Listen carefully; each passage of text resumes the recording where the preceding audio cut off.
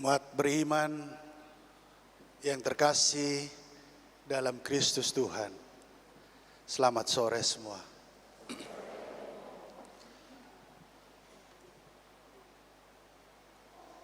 Fokus dari ibadat Jumat Agung kita adalah kisah sengsara Tuhan kita Yesus Kristus. Karena itu, gereja menginstruksikan bahwa hari Jumat Agung adalah hari ibadah kepada sengsara Tuhan kita Yesus Kristus. Dan dia menjadi salah satu hari yang kita tidak merayakan Ekaristi di dalamnya.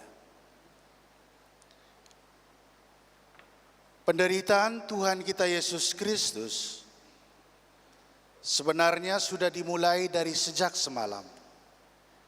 Ketika Yesus bersama murid-muridnya duduk makan bersama, yang kemudian kita sebut sebagai peristiwa Kamis Putih, perjamuan malam terakhir. Perjamuan ini terjadi di Bukit Sion, di mana Yesus mengutus Petrus dan Yohanes untuk mendahului mereka, menyiapkan segala sesuatu yang berkaitan dengan perjamuan itu, dan mereka memasuki ruang atas.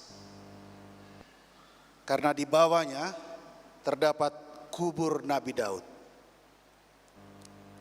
Di ruang atas ini juga oleh sejarah gereja dicatat sebagai tumbuh kembangnya gereja perdana karena datangnya Roh Kudus di ruang atas itu.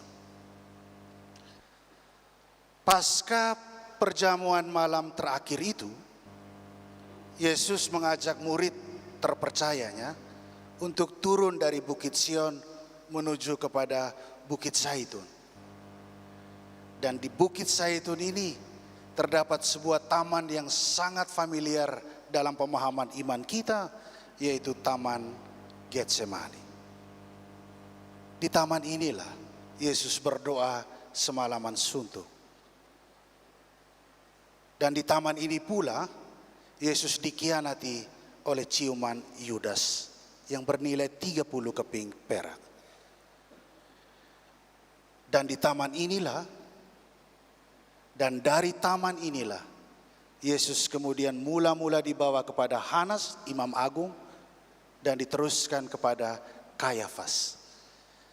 Hanas dan Kayafas menjadi perwakilan dari pengadilan agama orang-orang Yahudi yang begitu anti terhadap seluruh pewartaan Yesus di Yerusalem. Dalam malam yang dingin itu, Yesus disesah, Yesus disiksa.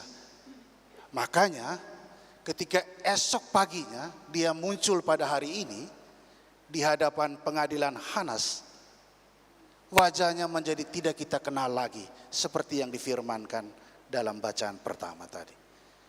Dan di malam tadi ada pengingkaran Petrus kepada Yesus Sang Guru.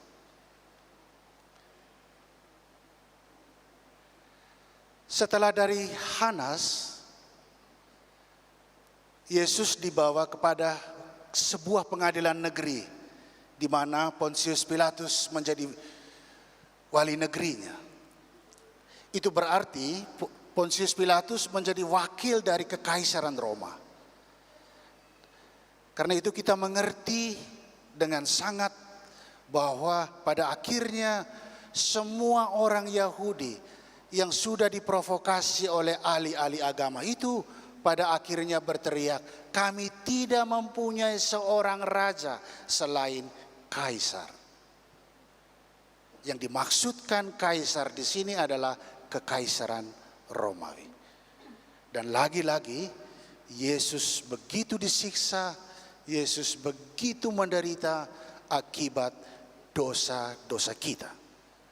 Dia menukar apa yang sebenarnya harus kita alami menjadi dialami oleh Dia.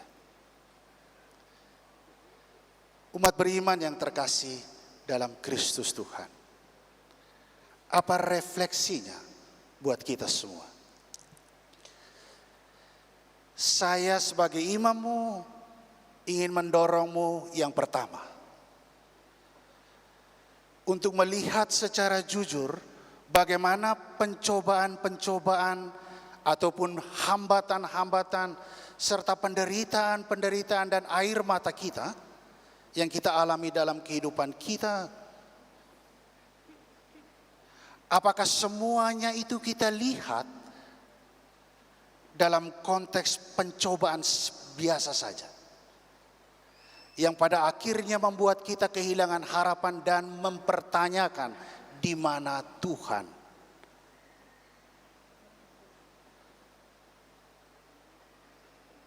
Saya ingin mendorongmu untuk merefleksikan apa yang ada di dalam 1 Korintus bab 10 ayat 13. Bahwa pencobaan-pencobaan yang kamu alami, saudara-saudariku, adalah pencobaan yang biasa, yang tidak mungkin diberikan kepadamu melampaui kekuatanmu sebagai seorang manusia.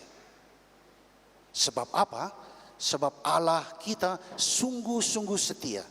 Dan itulah mengapa pada hari ini Dia rela mati untuk kita semua. Yang kedua, kalau kita sudah bisa melihat pencobaan-pencobaan itu sebagai pencobaan-pencobaan biasa yang tidak melampaui kekuatan kita sebagai manusia, maka saya amat yakin bahwa kita akan senantiasa mau mendekatkan diri kepada Tuhan. Seperti yang difirmankan oleh Yakobus dalam bab 4 ayat 8. Ya. Kamu bisa hafal 1 Korintus bab 10 ayat 13, Yakobus bab 4 ayat 8. Mendekatlah kepada Tuhan, saudara-saudariku, karena itu Dia akan mendekat kepadamu. Temukanlah Tuhan dalam misteri Ekaristi, dalam latihan-latihan rohani. Temukanlah Dia dalam kehidupan keluargamu. Seberat apapun seluruh perjuangan hidupmu, Tuhan tetap setia dan tidak pernah akan meninggalkan dirimu.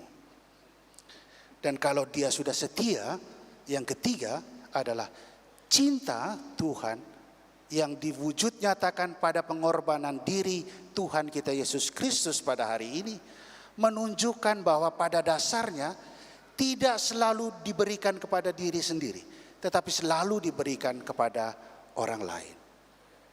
Cinta selalu diberikan kepada orang lain. Dan itu berarti membutuhkan pengorbanan hebat dari kita.